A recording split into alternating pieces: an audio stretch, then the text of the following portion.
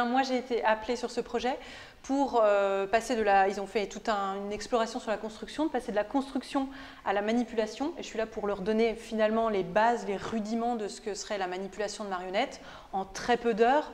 J'ai été assez attirée par ce projet de mascotte parce que je pense vraiment que dans le cadre scolaire, d'avoir un personnage qui puisse être autre qu'un référent instituteur ou les autres enfants.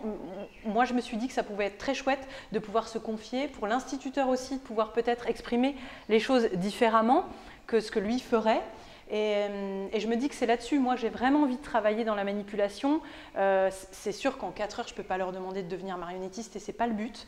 Mais d'amener soit de l'amusement aussi, qu'ils puissent voir que leur maître peut avoir un peu de folie, ou de recadrer des choses. Lundi, on a travaillé avec les élèves sur des thématiques qui peuvent être des fois difficiles à aborder, c'est-à-dire les thématiques de genre, les thématiques de violence, aborder le racisme, aborder une difficulté, quelqu'un qui est différent, la différence avec, ça peut être parce qu'on est plus gros, plus maigre, qu'on louche, qu'on bégaye, et je trouve que la marionnette là-dessus, elle peut vraiment apporter à faire le lien et pouvoir être un endroit d'amusement. Je pense que globalement, c'est un outil qui, je pense, peut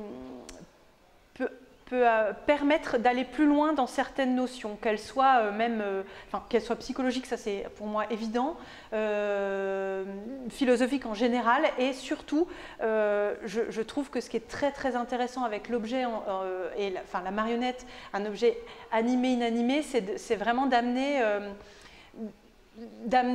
quelque chose du domaine du jeu. Et je pense que pour l'instituteur, c'est chouette qu'il puisse aussi montrer ça, mais ça laisse quand même, comme au théâtre, un 4e mur, c'est-à-dire que oui, c'est mon maître qui joue. En même temps, je me rends compte, moi en ayant un petit, que quand je manipule une peluche, il est à fond, et ça peut vraiment mettre aussi en relief des comportements d'enfants.